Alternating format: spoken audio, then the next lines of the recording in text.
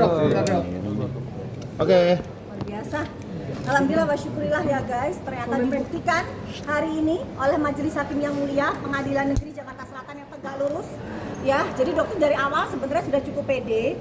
Ya, tapi untuk menghadapi manusia ini kan luar biasa manipulatif dokter bilang. Tetapi ternyata hakim tidak sama sekali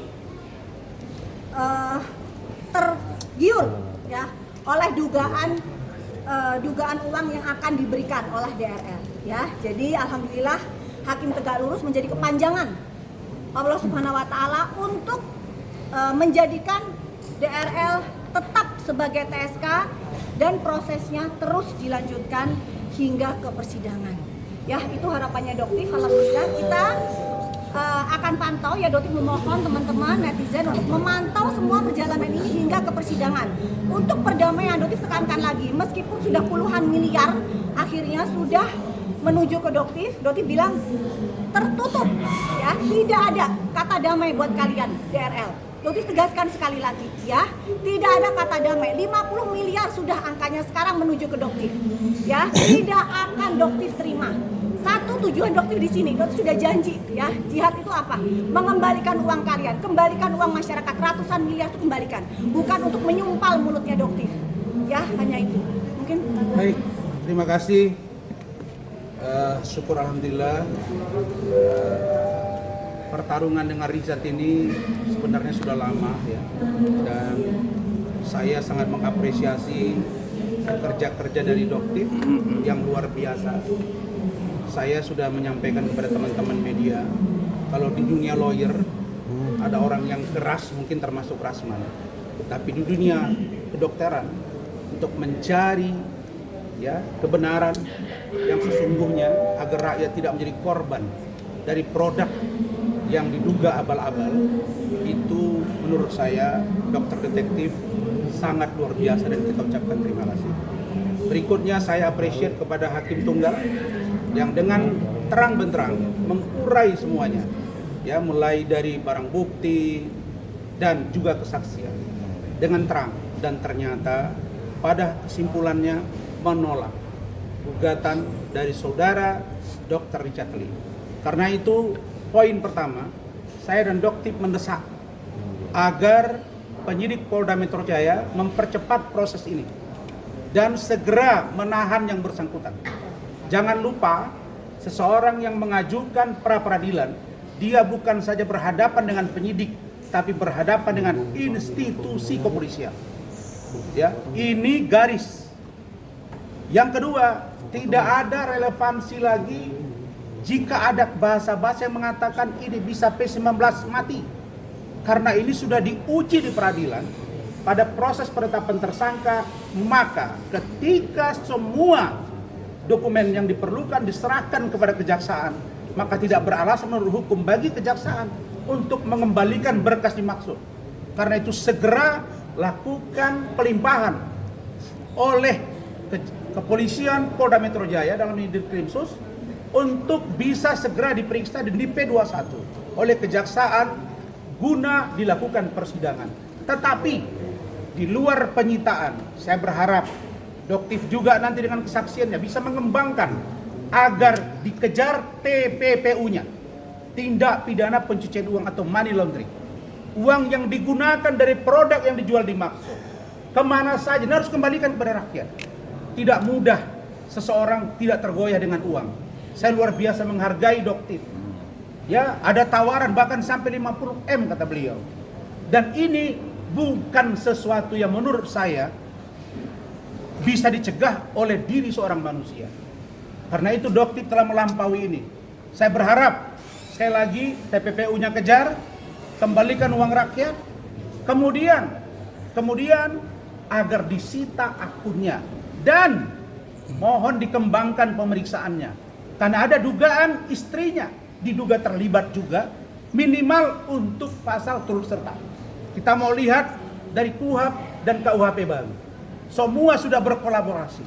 Karena itu dalam kesempatan ini selamat buat Doktif dan mudah-mudahan ini pembelajaran bagi yang lain. Karena saya dapat info tadi 2 lagi. Ada laporan di Polres Jaktim, ada juga di Polda Metro.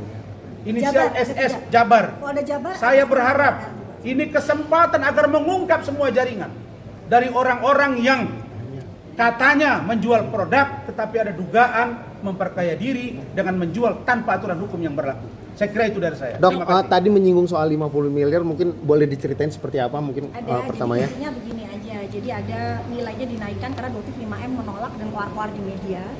Jadi ada penawarannya naik ke angka kurang lebih di angka 50 miliar. Tapi Doktif tegaskan, berapapun itu tidak akan bisa mengganti kerugian masyarakat.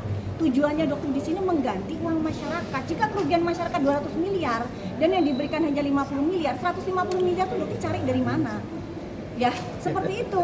Masa Doktif yang kerja untuk mengembalikan uang masyarakat gitu. Jadi kembalikan sesuai dengan apa yang sudah kamu ambil gitu. Ya, jadi apa yang kamu ambil kembalikan ke masyarakat. Jika kamu tidak mampu ya masuk sel, semudah itu. Hanya itu aja. Yang menawarkan siapa, Dok? Ada Doktif nggak bisa sebutin ya karena memang orangnya nggak mau disebut. Melalui chat atau telepon, Dok? Enggak, melalui telepon langsung orangnya. Berapa kali, Dok? Dan menghubungi juga langsung, bertemu juga langsung ada. Berapa kali nawarin? 3 kali. Pengacara atau dari anak Ada, buahnya? nggak bisa disebutin, yang penting emang itu A1 banget. Yang ke saya juga ada. Nah, ke beliau juga ada, sudah ya. Saya nggak mau sebut namanya, tetapi ada. Disitulah saya makin yakin sebegitunya mereka menghubungi saya untuk mendekati Doktif. Artinya something wrong di produk ini, kira-kira begitu. Dok, tadi juga dokter sempat bilang akan ada nazar sujud. Nah itu memang sudah memang dari awal Itu salah satu nagarnya Doktif, setiap Doktif merasakan. Jadi gini, sama seperti kasus dulu di Sahrul Isa Jega juga ya, yang di Malang Doktif juga melakukan sujud syukur. Kenapa? Karena tekanannya luar biasa. Jadi buzzer-buzzernya dia itu luar biasa menekan Doktif, mentalnya keluarganya Doktif semua diserang. Dan saat ini pun saudara daerah pun melakukan hal yang sama. Jadi dia bersama babunya si Hans itu ya, jadi melakukan hal yang sama, menyerang Doktif, harga dirinya, keluarganya Doktif semuanya diserang. Dan itu pun cukup membuat Doktif merasa sangat-sangat kecewa ya, cukup sedih. Tapi Doktif cuma bisa curhatnya cuma hanya ya Allah, jika salah satu Doktif akan sujud syukur bahwa kekuatan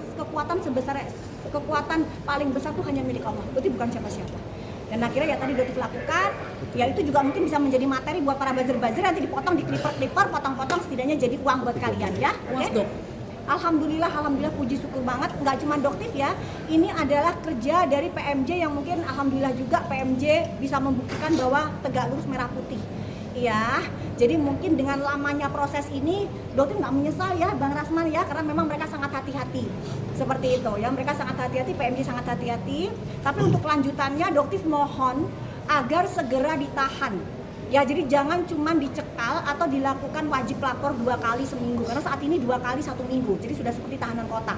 Ya, tapi Doktif mohon ditahan.